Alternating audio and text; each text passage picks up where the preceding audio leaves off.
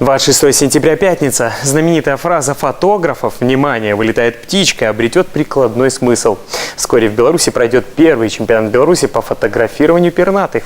Организаторы Ахова Птушек Батьковщины поставили несколько целей. Во-первых, обратить внимание людей на птиц в городе, которых зачастую просто не замечают. Во-вторых, проявить интерес к фотоанималистике.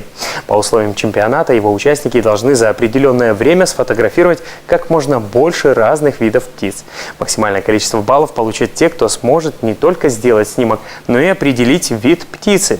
К участию в состязании приглашаются все желающие. Можно прийти даже с мобильным телефоном. Точное место старта будет объявлено за неделю до мероприятия. Чемпионат пройдет 5 октября. Доброе утро, меня зовут Денис Липкин. Внутренний эспрессо расскажет о том, что происходит с нами и вокруг нас. Смотрите сегодня. Здоровое сердце. В студии программы узнаем, как нужно жить, чтобы не болел главный орган человека. Дополнительные знания. Брестский государственный технический университет принимает на вечерние курсы. Просто пальчики оближешь. Очередной рецепт необычного завтрака от шеф-повара.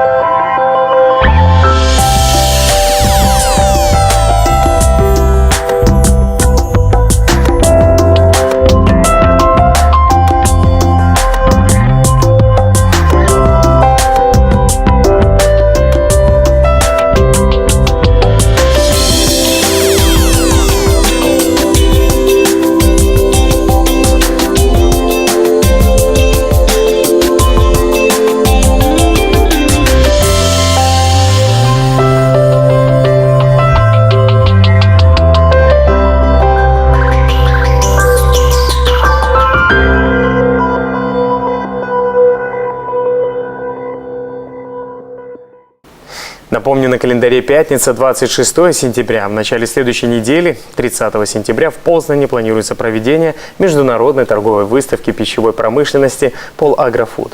На нее приглашены белорусские предприятия и организации по производству пищевых продуктов, напитков, а также работающие в сферах обслуживания технологий пищевой промышленности. От Брещины принять участие в этом мероприятии уже дали согласие открытое акционерное общество «Брессельмаш» и ряд частных фирм. Экономика, медицина, спорт. Предлагаю посмотреть обзор брестской периодики, о чем сегодня пишет пресса. Активисты Брестской областной организации общественного объединения «Белорусский союз женщин» побывали в Принеманском крае. В Гродненском регионе они узнали, как их коллеги-подруги по организации участвуют в реализации мероприятий Года гостеприимства. Чем удивили и порадовали соседи, узнаете из материала «Дом утульных гостины» Народной трибуны. Историческая реконструкция, модное увлечение нашего времени, нашло своих сторонников как среди молодежи, так и среди старшего поколения. Ответ на вопрос «Реконструкция минувших событий больше, чем игра?» ищите в газете «Народная трибуна». С хамством на дороге водители сталкиваются каждый день. Кто-то подрежет, кто-то подожмет на парковке. Хочется проучить негодяя, но уроки часто еще сильнее обостряют ситуацию. Корреспондент «Вечернего Бреста» собрал вопиющие случаи с интернет-сайтов и обратился за комментариями в ГАИ. Разъяснения и советы читайте на страницах газеты. В деревне Лесная Барановичского района произошла трагедия. От взрыва снаряда погиб 33-летний мужчина. Он нашел в лесу неразорвавшийся боеприпас и принес его домой. За сараем пытался разрезать находку болгаркой, предположительно на металлолом. О подробностях происшествия в сегодняшнем номере Барановичской объединенной газеты «Наш край». Накануне районных дожинок ивановская газета «Червоная звезда» знакомит своих читателей с героями минувшей жатвы. Один из них – водитель СПК Бакунова Василий Яцук. О победителе областного соревнования за достижение высоких показателей на уборке урожая зерновых и зернобобовых культур читайте в свежем номере районки. На днях в центре Ольшан собралось очень много людей. Сеть магазинов «Родный Кут» пополнилась новым торговым объектом. Все подробности в свежем номере газеты «Новины Полесья». Характерной особенностью предприятия машиностроительной отрасли «Амкадор Пинск» является мобильность производства, позволяющая постоянно совершенствоваться, обновлять номенклатуру изделий, перестраиваясь под потребности рынка. Как удается амкадоровцам воплощать в жизнь девиз «производить не только то, что покупается сегодня, но и создавать продукцию, востребованную завтра» в материале «Пинского вестника». О чем прочитать, узнайте из обзора прессы утреннего «Эспрессо». И еще одна актуальная тема этого месяца. В конце сентября отмечается Всемирный день сердца. Согласитесь, тема, которая касается каждого. И сегодня за чашечкой утреннего эспрессо поговорим о профилактике кардиозаболеваний. Наш гость Наталья Побиванцева, главный внештатный кардиолог Брестской области. Наталья Фадеевна, утро доброе. Доброе. Ну что ж, получается, как раз у нас встреча сейчас, когда идет смена погоды, ниже становятся температуры. Что делать кардиозависимым людям, метеозависимым людям вот в эти дни? Ваши главные первые советы.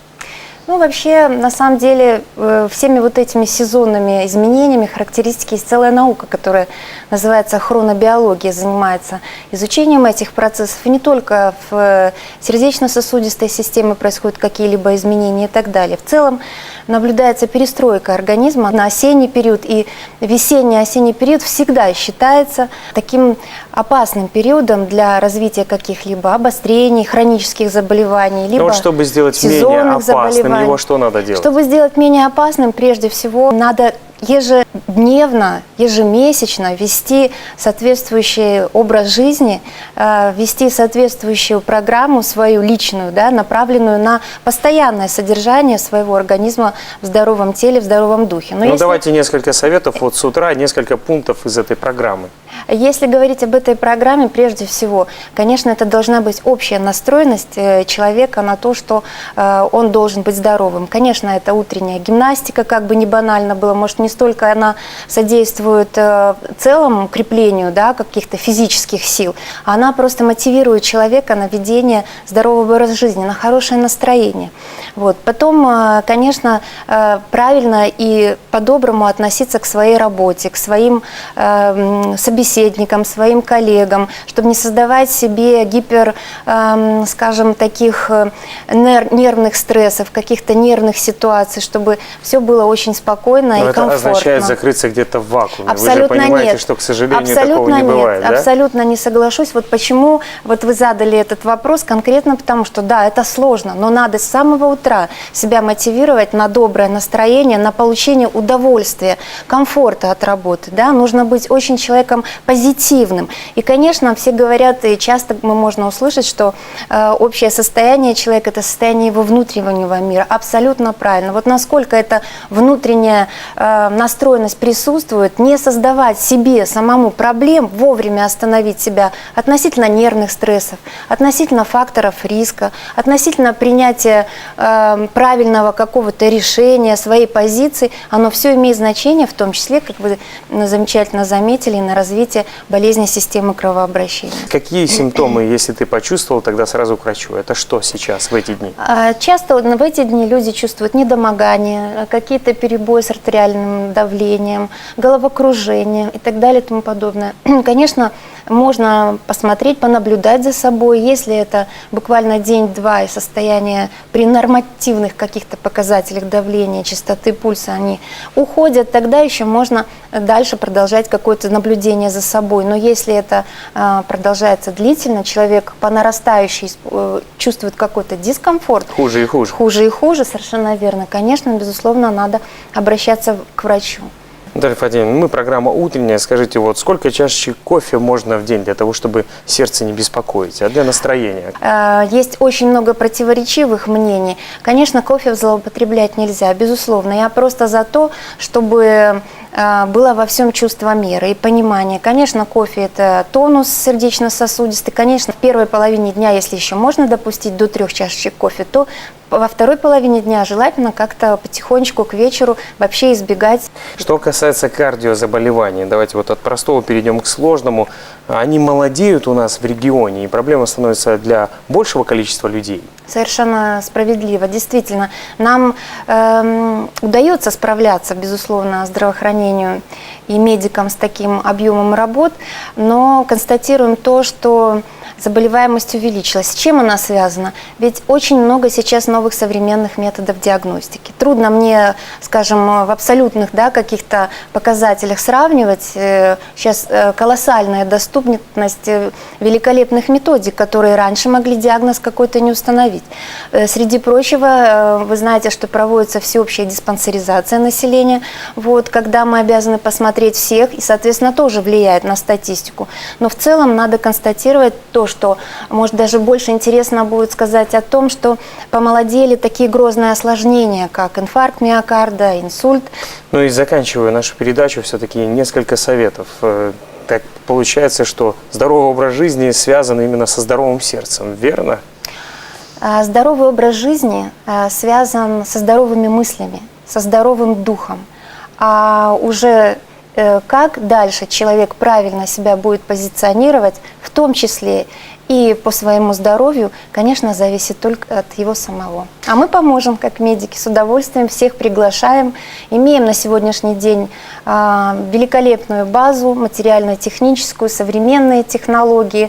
Поэтому вы спрашивали о цифрах. Конечно, те осложнения, которые мы можем ликвидировать, мы это делаем великолепно. Но хотелось бы в идеале добиться того, что все-таки заболеваемость не росла. То, что зависит от человека и той среды, которую он окружает, от его мотивации к ведению здорового образа жизни. Ну, давайте и закончим вот на такой мажорной ноте. Большое спасибо, что нашли время и пришли к нам в гости. Всего доброго, хорошего дня. Спасибо вам. Я напомню о том, что делать, чтобы было здоровым сердце, говорили с Натальей Побиванцевой, главным внештатным кардиологом Брестской области. 1898 год. Дата рождения Джорджа Гершвина, американского композитора и пианиста, имеющего белорусские корни.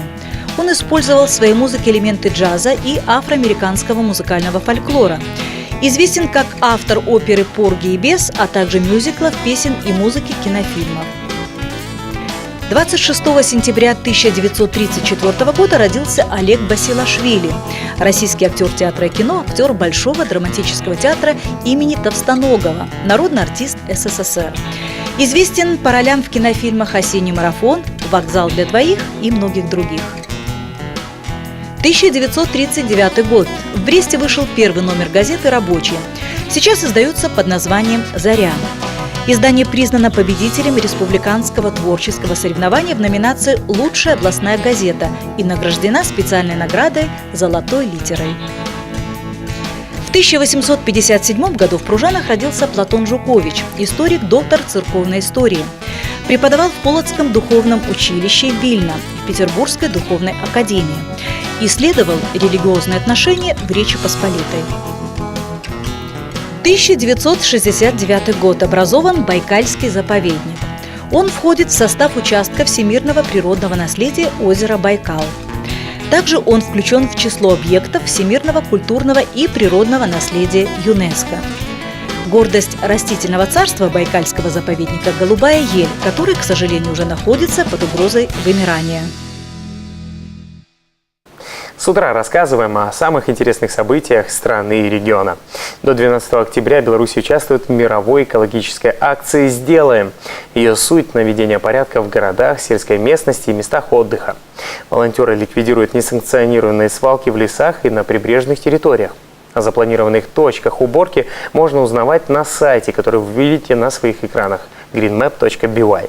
Здесь на карте в режиме реального времени отмечаются не только загрязненные территории, но и убранные. Координатора у акции по сути нет, при этом любой желающий может внести личный вклад в охрану природы. Например, организовав собственную группу добровольцев для наведения порядка там, где это нужно. Для решения следующей проблемы также нужны общие усилия. О Данииле Страшинском, мальчике, который борется со страшным недугом, мы уже рассказывали не раз. Он уже больше года находится на лечении в Израиле. Давайте посмотрим следующий сюжет. Это кадры еще прошлого года. Тогда весной 2013-го Даниил Страшинский вместе с мамой Ладой собирались в израильскую клинику Шнайдер.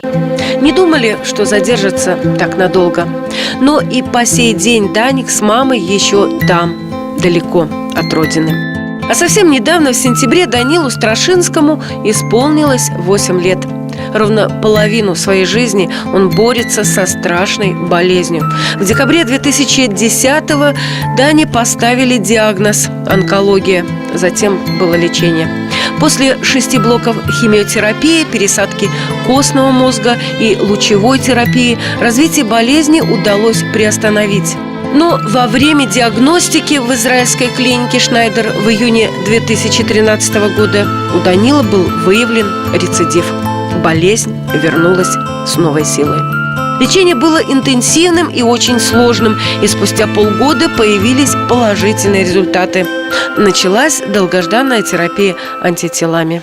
Первый блок антител был очень сложным, потому что последствия, симптомы таковы, что вызывают отечность, высокую температуру. Температура была у нас больше 40 несколько дней.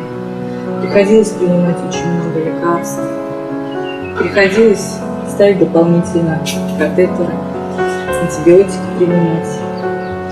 Но все восхищаются Данюшей в больнице, и медсестры, и врачи.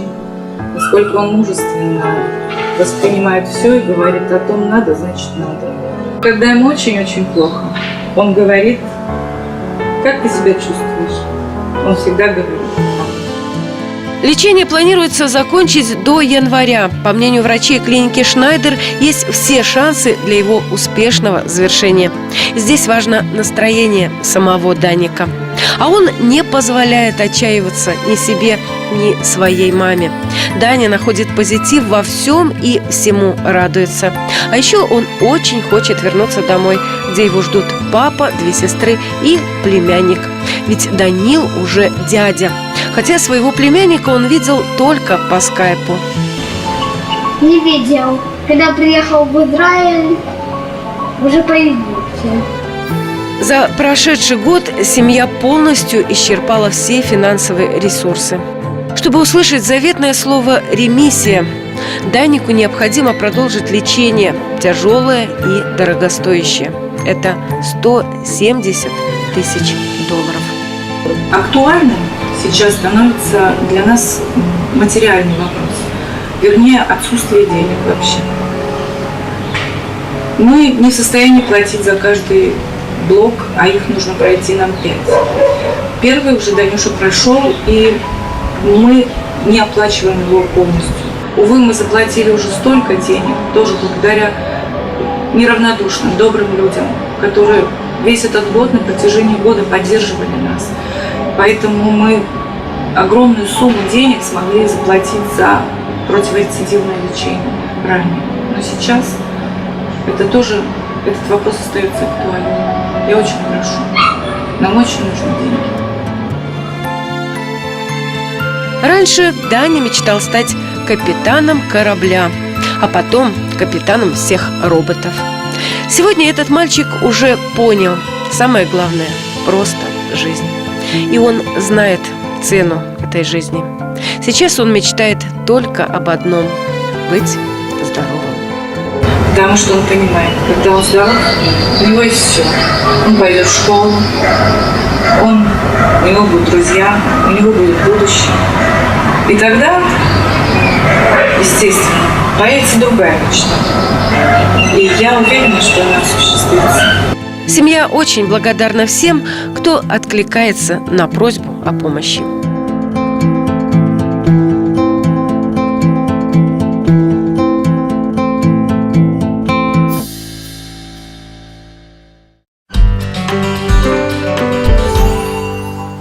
Вы смотрите «Утренний эспрессо». Продолжаем говорить об актуальном. В последнее время в органы власти участились обращения граждан по вопросам, связанным с оказанием платных справочно-информационных услуг по телефону. В итоге такого рода звонки оборачиваются миллионными счетами для абонентов.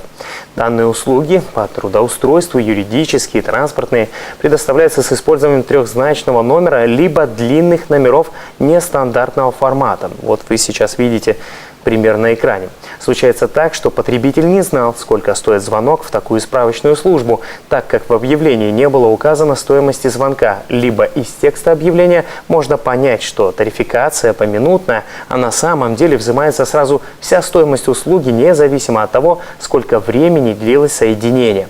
А между тем юридическое лицо, оказавшее данную информационную услугу, обязано предупредить о том, что услуга платная. Чтобы оградить себя от неприятного опыта, Управление торговли и услуг Брестского облсполкома призывает граждан внимательно изучить объявления об условиях предоставления платных информационно-справочных услуг, в частности, их стоимости. Консультации по вопросам, поступающим на горячую линию программы, бесплатные. Ведущая рубрики Анна Новик уже появилась в студии «Утреннего эспрессо». Анна, доброе утро, вам слово. Доброе утро.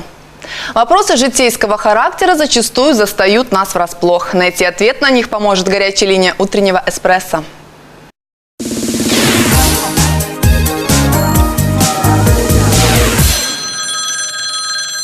Михаил Степанович живет в Пинске. В начале августа закончился срок действия его трудового контракта. При расчете мужчине выплатили оклад без премиальной части. Нареканий депримирования не было, и мужчину интересует, является ли это нарушением.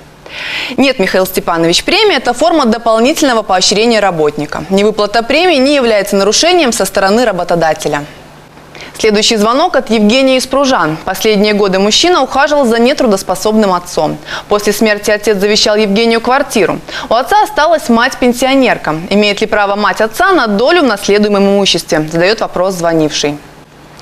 Если мать наследодателя является нетрудоспособной, инвалидом либо пенсионером, независимо от завещания, она имеет право на обязательную долю в наследстве. В вашем случае вы сможете получить 3/4 от завещанного имущества, а оставшаяся 1/4 доли полагается матери вашего отца. Владислав – автовладелец из Бреста. Пару дней назад его машину эвакуировали без какого-либо предупреждения. Владислав оставил автомобиль у бордюра за знаком «Остановка запрещена». При этом таблички «Эвакуация» не было. Имеет ли право ГАИ эвакуировать машину, не уведомив об этом хозяина? Задает вопрос телезритель. Владислав, если создано препятствие для дорожного движения или возникла угроза безопасности граждан, работники Государственной автомобильной инспекции вправе произвести принудительную эвакуацию таких транспортных средств на охраняемую стоянку. При этом табличка эвакуации является всего лишь информационной, а не обязательной. О принудительной эвакуации транспорта, а также о месте его нахождения немедленно информируется оперативно-дежурная служба, которая в свою очередь сообщает собственнику об эвакуации. Это была горячая линия «Утреннего эспрессо». Оставайтесь с нами. Хорошего дня!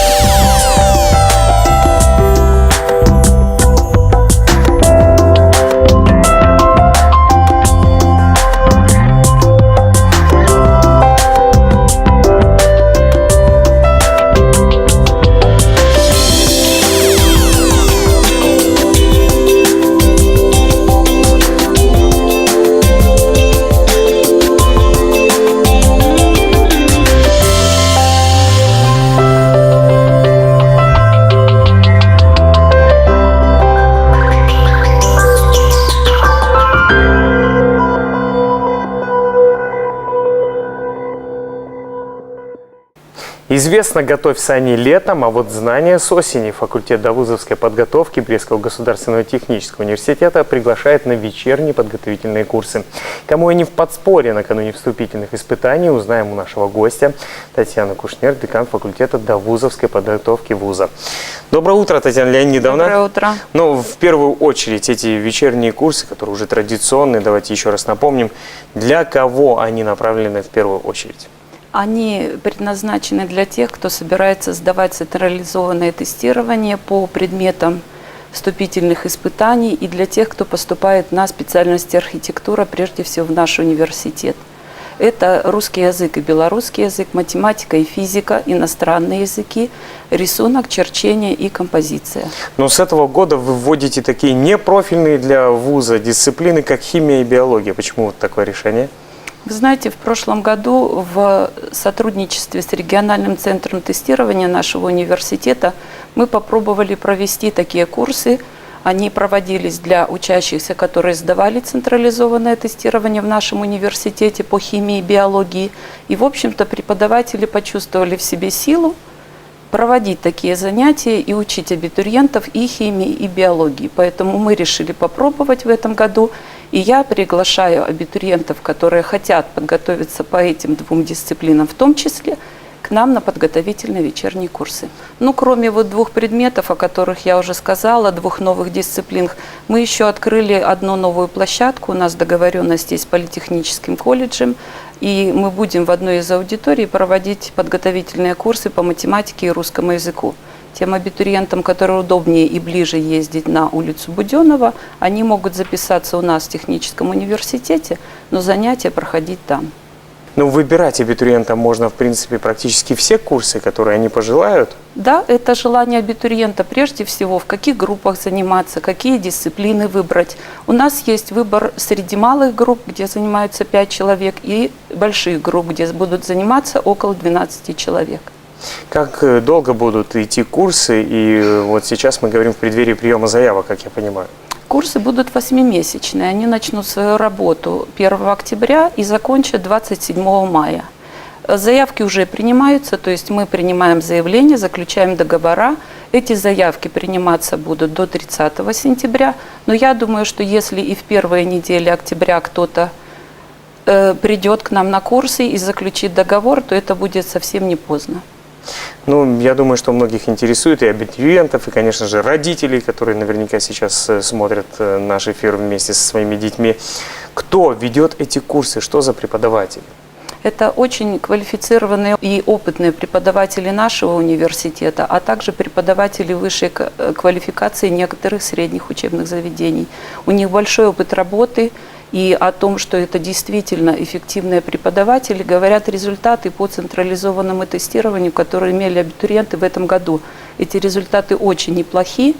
Подготовительные курсы в университетах не будут лишними, потому что, в общем-то, у преподавателей университета, возможно, они найдут другие подходы, возможно, они акцентируют какое-то внимание на определенных трудных темах. И это будет абсолютно полезно абитуриентам в настоящее время. По итогам этих курсов будут ли какие-то испытания, экзамены, и вот эти баллы, которые получат абитуриенты, они как-то сказываются на поступлении? По итогам курсов мы проводим контрольные итоговые работы, где оцениваем абитуриентов и наших слушателей, и мы выдаем свидетельство об окончании подготовительных курсов, которые при поступлении в наш университет при прочих равных условиях может дать определенное преимущество абитуриенту. Ну что ж, спасибо большое за такой подробный рассказ на эту актуальную тему для абитуриентов и родителей, которые собираются поступать не только в Брестский государственный технический университет. Хорошего дня, всего доброго. Спасибо вам, успехов. Итак, о вечерних курсах в Брестском государственном техническом университете говорили с Татьяной Кушнер, деканом факультета довузовской подготовки вуза. 26 сентября, пятница. Только завершилась Белая вежа, а у нас есть еще одна громкая новость из театральной жизни Бреста. Спектакль режиссера Тимофея Ильевского «Над пропастью воржи», который поставлен по одноименному роману Джерома Селлинджера, выдвинут на национальную театральную премию. Постановка в Брестском академическом театре драмы шла весь прошлый сезон, значится, спектакль и в афише этого сезона. Продолжим культурные новости традиционным обзором киноновинок недели. Давайте узнаем, на что можно сходить в кинотеатр на выходные. Доброе утро! Если вы планируете сходить в кинотеатр в ближайшие дни, но еще не остановили свой выбор на одной из картин, то рассказ о премьерах предстоящей недели будет для вас как нельзя кстати. А речь о них прямо сейчас. Фильм «Бегущий в лабиринте» будет держать вас в напряжении до самого конца экранного времени. Здесь тесно сплелись темы дружбы, свободы любви, жизни и смерти. Особо рекомендуется к просмотру всем любителям остросюжетной фантастики.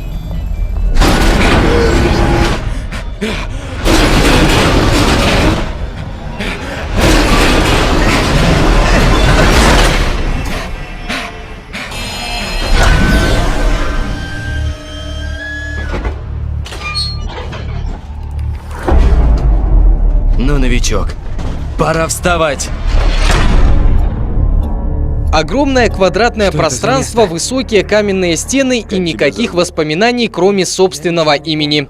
Постепенно Томас узнает, что место, куда он попал, называется приютом, а окружающие их каменные стены – лабиринтом, в центре которого они и находятся. Выбраться за пределы лабиринта еще никому не удавалось. Не только потому, что его стены двигаются по ночам, составляя каждый раз новую конфигурацию, но и из-за живущих в нем чудовищ – кибергов, гриверов и прочей нечисти. И все же Томас с каждым днем чувствует все большую решимость стать бегуном, дерзким смельчаком, разгадавшим тайну лабиринта. Но вот в приют попадает девушка, и все меняется. Девчонка? Томас, Мы особенные. а вдруг мы здесь не случайно? Ты не такой, как другие. Ты любопытен. Но если хочешь остаться здесь,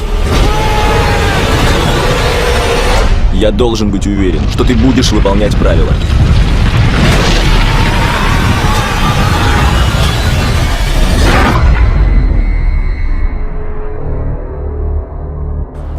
Главную роль в картине «Великий уравнитель» сыграл неподражаемый Дензел Вашингтон, а вот противостоять ему будут бандиты из России. Хотите знать, чем все закончится? Тогда вперед за билетами. Но прежде небольшое знакомство с сюжетом. Он уже поймал рыбу? Твоя книга? О, да, поймал. Значит, хэппи-энд, да? Не совсем. Старик поддался искушению, хотя давно надо было покончить с этим. Почему же он просто не отпустил ее? Потому что таков этот старик и такова эта рыба. Ты такой, какой есть. Такова жизнь. Старик, раньше тебе не приходилось страдать такой фигней, а? Это точно. Спишешь мой долг, когда закончишь. А ну, открывай кассу, живо. И отдай мне кольцо. Нет, оно мамино. Прошу вас. Все хорошо, Дженни. О чем сейчас читаешь? На рыцаре в сияющих доспехах, который живет в мире, где больше нет рыцарей. Мое кольцо.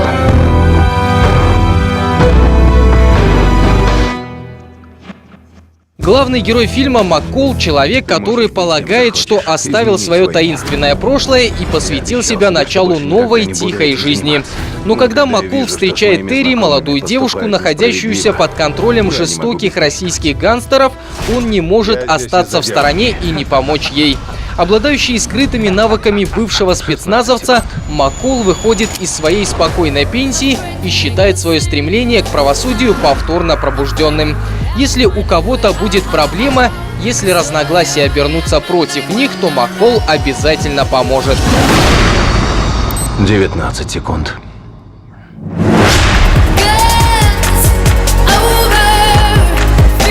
Ты убил не сутенеров. Ты вывел из игры основной костяк мафии Восточного побережья. Этот парень профессионал. Я хочу знать, кто он на самом деле. Он не остановится, пока не убьет всех, кто тебе дорог. В этом замешаны важные люди. Достаточно, потому что я могу продолжить. Кирпичик за кирпичиком, труп за трупом. Что ты видишь, когда смотришь на меня? А ты, когда смотришь на меня?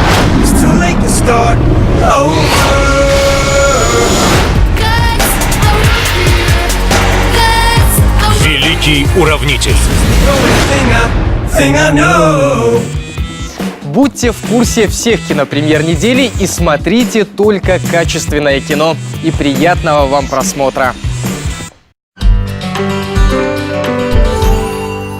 Ну, кому не до похода в кино, так это хозяйкам, которые готовятся к зиме. В Брестской области начался сезон осенних сельскохозяйственных ярмарок. В субботу, 27 сентября, картофель, свежие овощи и фрукты смогут купить жители Барановичей. На следующий день – Столина и Давидгородка. В октябре ярмарки будут работать во всех городах Брещины. К слову, в Бресте, Барановичах, Пинске, Кобрине, Березе, Белозерске, Драгичине, Жабинке, Иваново, Каменце, Ляховичах определены дополнительные площадки для ежедневной торговли картофелем, плодоовощной продукцией, медом и живой рыбой. Эту новость продолжим традиционной кулинарной рубрикой шеф-поваром отеля «Эрмитаж» Иваном Грининым. Доброе утро. Есть знаменитый рецепт итальянской кухни паста карбонара. Но сегодня мне хочется приготовить знаменитый французский рецепт на этот же манер – яичница карбонара. С вами шеф-повар отеля «Эрмитаж» Гринин Иван. Приступим. Для этого нам понадобится яйца, лук-шалот, бекон, сыр, сливочное масло, сухари и сливки. Приступим. Сначала мы отделим желток от белка. Заранее высыпем сухари. У меня они белые.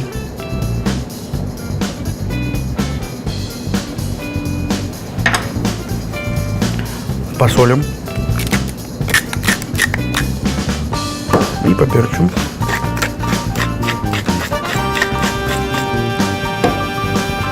Перемешаем. И теперь начнем отделять.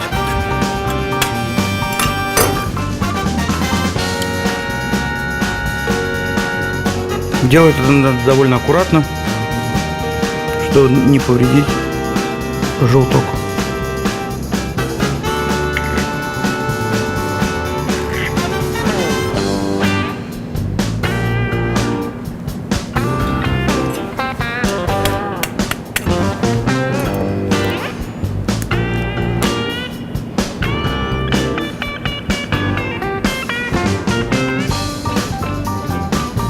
Посолим белки и их забьем.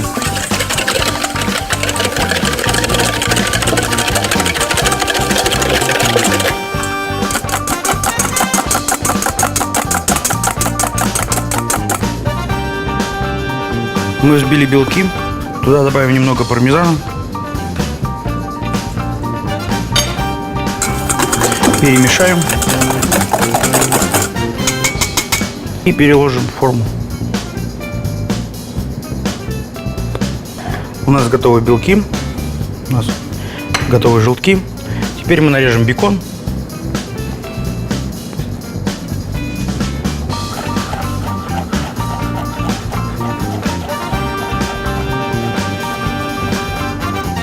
И его обжарим.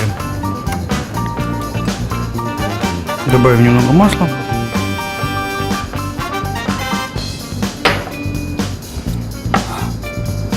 Бекона.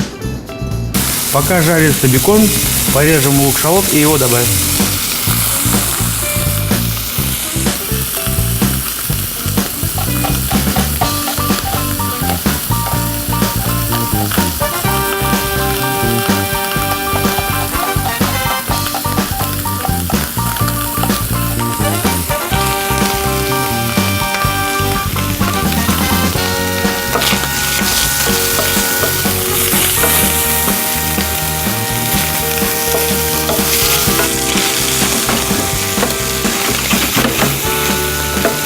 Теперь добавим сливок.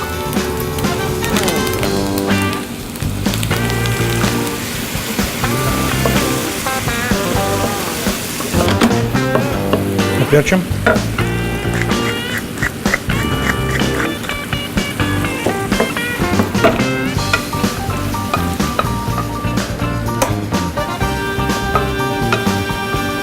Соус карбонара готов. Осталось пожарить яйца, и блюдо будет готово. Масло уже нагрелось, и надо положить будет желтки, которые я обвалял в сухарях. Я их обвалял полностью, но сделал очень аккуратно, чтобы не развалились желтки. И очень аккуратно допустить будет в масло, чтобы также не развалилось.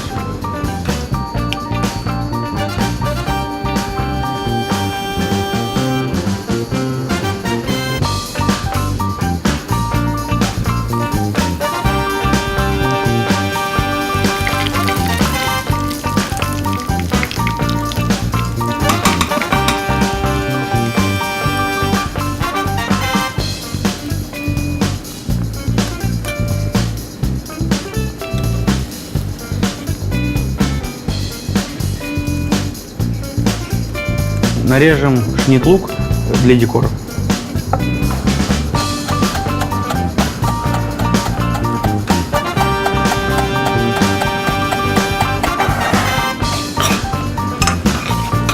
Так, выкладываем карбонару.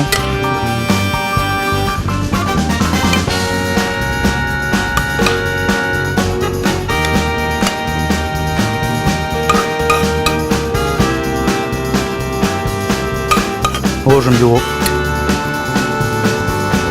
Взбитый заранее белок я поместил в микроволновку ровно на 1 минуту.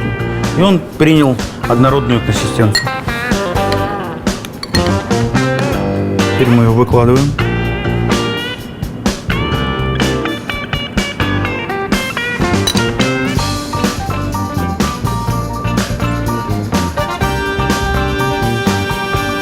Итак, наше французское блюдо готово.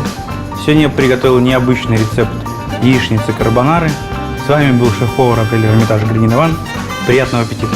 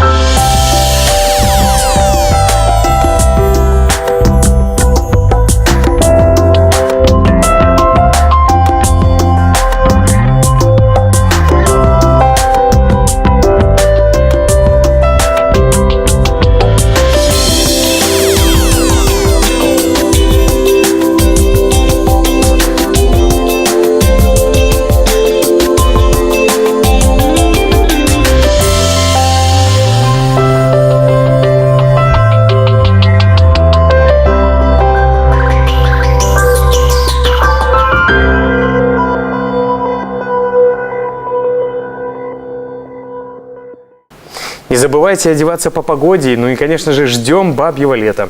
Утренний эспрессо и я, Денис Липкин, говорю вам до новых встреч, всем плодотворной пятницы и обязательно незабываемых выходных.